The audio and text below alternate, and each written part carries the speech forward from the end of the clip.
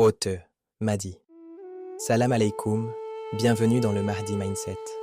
Je suis votre frère Mahdi. Dis-moi, combien de tes prières tu te souviens vraiment? Pas les horaires, pas le nombre de rakats. Je parle d'une prière précise, un moment où ton cœur a senti qu'il se tenait réellement devant Allah. La plupart d'entre nous, si on est honnête, se souvient surtout d'autre chose. Le téléphone qui vibre dans la poche, le repas qui mijote, le mail en retard, la to-do list qui défile pendant qu'on récite Al-Fatiha. Et puis on fait le salam, on tourne la tête à droite et à gauche. Et on se demande, qu'est-ce que je viens de prier là? Aujourd'hui, jour 4 de notre Ramadan, on ne va pas parler de prier plus, on va parler de prier présent. Parce que le vrai tournant dans la vie spirituelle, ce n'est pas d'ajouter 10 rakats de plus. C'est de vivre une raka avec un cœur éveillé. Laisse-moi t'ancrer tout l'épisode dans une image. Imagine-toi, un soir de Ramadan. Tu te tiens debout pour Isha. La mosquée est pleine, ou peut-être que tu es seul dans ta chambre. Tu lèves les mains pour le takbir, tu dis « Allahu Akbar ». Et là, au lieu de te battre avec tes pensées, tu te rappelles une seule chose. En ce moment précis, je suis vu. Pas vu par les gens derrière toi, vu par celui qui connaît le frémissement de ton cœur, le poids de tes peurs, les intentions que toi-même tu n'arrives plus à décoder. À ce moment-là, la prière change de nature. Ce n'est plus un rituel à exécuter, c'est une audience. Tu n'es plus en train de faire ta salat, tu es en train de te tenir devant Allah. C'est ça, le cœur du thème d'aujourd'hui. Al-Khushu, cette présence intérieure, ce calme profond qui naît non pas quand tu forces ta concentration, mais quand tu réalises qui est en train de te regarder. Pour t'accompagner toute la journée, on va s'accrocher à une histoire, une scène simple, mais décisive. Je vais t'emmener avec un jeune homme. On va l'appeler Yassine. Yassine, c'est un peu nous tous. Il prie depuis des années, il connaît les gestes, il connaît les sourates. Mais un soir, pendant Ramadan, il va découvrir ce que ça veut dire de passer de prier par habitude à se tenir sous le regard d'Allah. Son déclic ne viendra pas d'une grande conférence, ni d'un miracle spectaculaire, mais d'un moment de panique dans la prière, d'une erreur et d'un choix. Est-ce que je m'enfonce dans l'angoisse ou est-ce que j'entre dans la présence? Tout l'épisode d'aujourd'hui va tourner autour de ça. Comment transformer chaque prière en un rendez-vous où ton âme apprend à se tenir droite, calme, observée, mais en sécurité. On va parler de ce que c'est vraiment le khushu, de comment entrer dans la salate avec cette sensation d'être vu, et même de comment réagir quand tu te trompes, sans laisser la panique voler ton adoration. Alors reste avec moi. On va suivre Yassine dans sa soirée de Ramadan. Et à travers sa prière, c'est la tienne qu'on va réapprendre à habiter. Hôte, Mahdi. Cette nuit-là, Yassine a faim. Pas seulement faim de nourriture, il jeûne depuis des heures, bien sûr, mais il sent une autre faim, plus silencieuse, une faim dans sa poitrine. Il a mangé sa harira, quelques dattes, il a ri avec sa famille, mais au fond, quelque chose reste vide. Tu connais peut-être ce sentiment. Tu as tout fait comme il faut, et pourtant, ton cœur n'est pas rassasié. L'heure d'Isha approche. Yassine se lève pour faire ses ablutions. L'eau est fraîche sur son visage, et pendant un instant, tout ralentit. Il se regarde dans le miroir de la salle de bain, les yeux un peu cernés, le front légèrement plissé, et une pensée traverse son cœur, comme un aveu. « Ya Rab, je prie, mais est-ce que je te rencontre vraiment ? Ou est-ce que je récite juste des choses devant un mur ?» Il termine son wudu, essuie ses mains et se dirige vers son tapis. La pièce est à peine éclairée, une petite lampe, un coin de tapis et ce silence particulier des nuits de Ramadan où même le bruit de la ville semble respecter quelque chose de sacré. Yassine se tient debout, les mains près des oreilles, prêt à dire « Allahu Akbar ». Mais ce soir, il se rappelle une phrase qu'il a entendue dans un cours. Le khushu, ce n'est pas essayer de forcer ton cerveau à se concentrer, c'est réaliser qui est en train de te voir. Alors, avant de prononcer le takbir, il fait quelque chose de différent. Il ferme légèrement les yeux, il inspire, puis il laisse sortir un long, lent soupir, comme si tout le poids de la journée s'échappait avec son souffle. Et dans son cœur, il murmure « Allah me voit ». À cet instant, quelque chose change. La pièce est la même, le tapis est le même, la sourate qu'il va réciter est la même. Mais l'atmosphère intérieure n'est plus la même. Il n'est plus un homme en train de faire sa prière. Il est un serviteur qui se présente devant son roi. Tu vois, c'est ça, la dimension de l'âme dans la sala. Ce n'est pas une option esthétique, un plus pour les pieux. C'est le cœur même de l'adoration, le moment où ton cœur réalise « Je suis vu, je suis entendu, je suis devant lui ». Yassine dit « Allahu Akbar ». Et pour la première fois depuis longtemps, ces mots ne sont pas juste une formule d'ouverture. Allahu Akbar devient une coupure. Il sent, confusément, tout ce qui m'occupait il y a 2 secondes. Mon téléphone, mes mails, mes soucis, tout ça est plus petit que celui devant qui je me tiens maintenant. Il commence à réciter Al-Fatiha. Les versets sortent de sa bouche comme d'habitude, mais son cœur, lui, écoute. Alhamdulillahi Rabbil Alamin. Il se surprend à savourer les mots. C'est à toi que revient toute la louange, même pour ce Ramadan où je suis fatigué, distrait, mais quand même ramené vers toi 5 fois par jour. Iyaka na'budu wa iyaka nasta'an. C'est toi que nous adorons, et c'est de toi seul que nous demandons l'aide. Et là, Yassine sent une légère brûlure dans la poitrine. Parce qu'il comprend, même pour avoir du khushu, il a besoin d'aide. Ce n'est pas une performance qu'il contrôle à 100%. C'est un cadeau. Tu sais, le cœur se salit de 2 manières, par ce qu'on fait et par ce qu'on laisse entrer. Les péchés, les paroles blessantes, les regards interdits, tout ça laisse des traces. Mais il y a aussi cette autre saleté, plus subtile, la dispersion, les pensées qui tournent sans fin, les inquiétudes qui prennent toute la place, les scénarios imaginaires que tu rejoues dans ta tête. La prière avec khushu, c'est comme si tu amenais ce cœur poussiéreux dans un espace où on le lave, doucement. Chaque fois que tu te tiens devant Allah en te rappelant « Il me voit », tu fais 2 choses à ton âme. 1. Tu la disciplines. 2. Tu la rassures. Tu la disciplines parce que tu lui dis « Maintenant, on se tient droit, on arrête de courir partout, on est sous le regard du roi. » Mais tu la rassures aussi parce que tu lui dis « Tu n'es pas seul avec tes peurs. Celui qui te voit, c'est aussi celui qui te protège, qui te pardonne, qui te connaît mieux que toi-même. » Revenons à Yassine. Il termine Al-Fatiha, il récite une courte sourate, puis il s'incline en ruku. Subhana Rabbi al-Azim. Et là, sans qu'il sache pourquoi, un souvenir lui traverse l'esprit. Une dispute qu'il a eue plus tôt dans la journée, une phrase qu'il regrette. Pendant une seconde, il panique intérieurement. Ah non, voilà, ça y est, je suis parti dans mes pensées, ma prière est foutue. C'est souvent là que beaucoup de cœurs lâchent. On croit que la moindre distraction annule tout. On pense que pour être accepté, la prière doit être une ligne parfaite, sans tremblement, sans erreur. Mais ce soir, Yassine se rappelle autre chose qu'il a appris. La prière n'est pas une performance sans faute, c'est une école de retour. Le khushu, ce n'est pas « je ne bouge jamais », c'est « chaque fois que je m'égare, je reviens, calmement, vers celui qui me regarde ».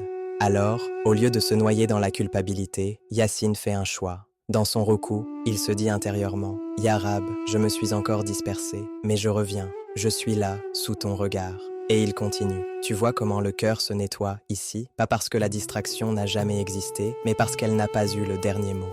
Chaque retour vers Allah, chaque je reviens à toi, au milieu de la salate, c'est une petite gomme sur une tache du cœur. Le prophète a dit que le croyant qui prie avec humilité, qui se tient devant Allah avec cette conscience, fait partie de ceux qui réussissent. Qad aflaha al-mu'minun, allada'anahum fa'ala salatihim khashi'un. Ce n'est pas un slogan, c'est une carte d'identité.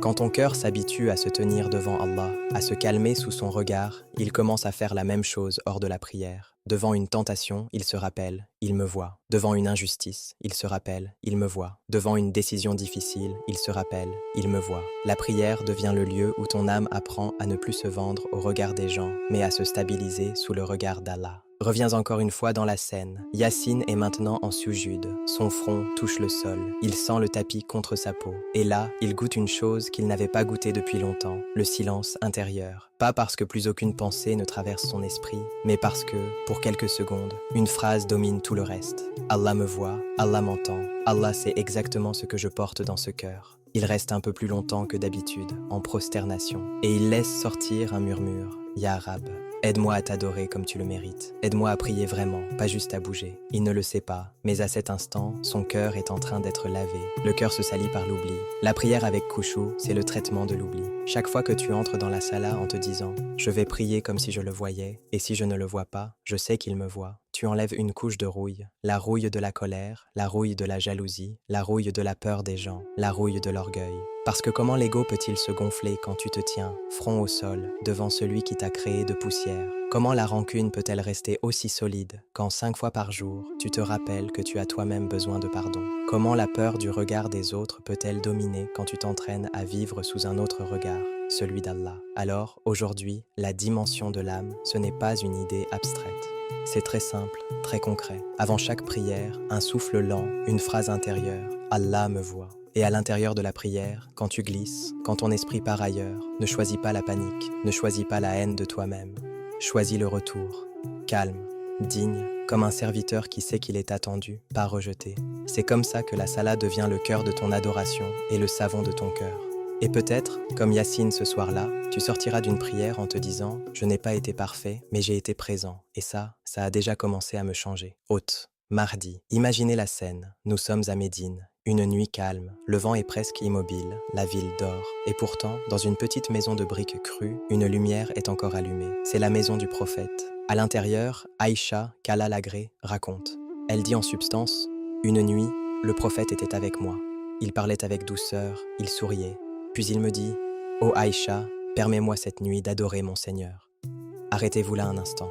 L'homme qui a déjà tout donné, qui porte sur ses épaules la souffrance d'une communauté entière, qui a passé la journée à enseigner, à juger, à consoler, demande la permission pour se lever prier la nuit. Pas par culpabilité, pas par pression, mais par amour. Aïcha répond « Par Allah, j'aime ta proximité, mais j'aime aussi ce qui te rend heureux. » Alors, il se lève. Imaginez-le faire ses ablutions dans le silence de la nuit. L'eau qui coule doucement, le sol frais sous ses pieds nus. Puis il se tient debout, seul, face à son Seigneur. Et là, quelque chose de bouleversant se produit. Il commence à réciter « Inna fi khalqis samawati wal ardi wa ikhtilafil layli wan nahar la ayatin li ulil albab. » En vérité, dans la création des cieux et de la terre, et dans l'alternance de la nuit et du jour, il y a des signes pour ceux qui ont un cœur doué d'intelligence. Et Aïcha dit, il pleura jusqu'à ce que sa barbe soit trempée, puis il continua de pleurer jusqu'à ce que la terre sous ses pieds soit mouillée. Ce n'est pas un sanglot théâtral, c'est le cœur qui se dilate devant la conscience d'Allah. Vous voyez la khushu? Ce n'est pas « je me force à me concentrer », c'est « je sais devant qui je suis ». Le prophète, l'homme le plus pur, le plus pardonné, se tient debout, tremblant, comme si c'était lui qui avait besoin de tout le pardon du monde. À un moment, Bilal vient l'appeler pour Fajr. Il le trouve en larmes et lui dit quelque chose comme « Ô messager d'Allah, tu pleures alors qu'Allah t'a pardonné tes fautes passées et futures. » Et le prophète répond « Afala akunu abdan shakuran. » Ne serais-je pas un serviteur profondément reconnaissant? Voilà la clé. La khushu du prophète n'est pas née de la peur de l'enfer, ni de la peur de rater sa prière. Elle est née de la gratitude, de la conscience aiguë d'être vu, aimé, comblé par Allah. Il me voit.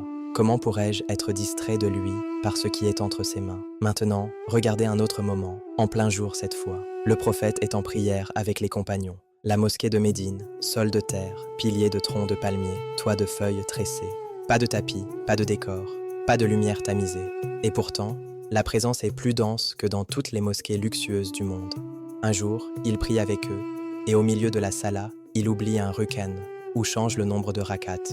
À la fin, les compagnons, respectueux, osent lui dire « Ô messager d'Allah, la prière a-t-elle été réduite, ou avons-nous fait une erreur ?» Il ne se met pas en colère, il ne se crispe pas, il ne dit pas « Comment osez-vous? Vous avez cassé ma concentration. » Non, il sourit, il demande « Qu'est-ce qui s'est passé ?» Ils expliquent. Alors, il corrige calmement la prière, et il fait 2 prosternations de sahur. Et par ce geste, il enseigne à toute la Oumma. Le cœur de la prière, ce n'est pas la perfection technique, c'est le retour sincère.